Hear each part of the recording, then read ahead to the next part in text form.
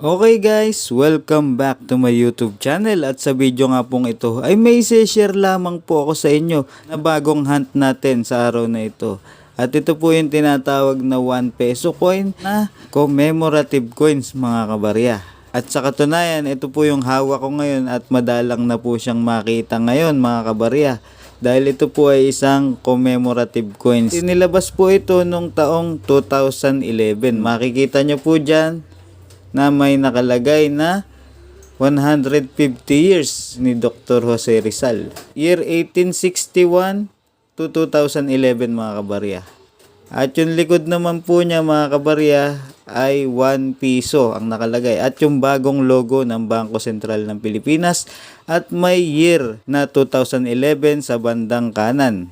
Okay, ito po ang mga kabarya ay hinahanap din ng ibang mga kolektor, pero po tayo ay hindi na po tayo bumibili nito dahil po masipag naman po tayong maghanap ng mga ganito at itinatabi po natin kaagad kahit ano pa po yung itsura niyan mga kabarya, basta collection po yan natin mga kabarya. Okay, maraming salamat po at hanggang sa susunod nating mga video.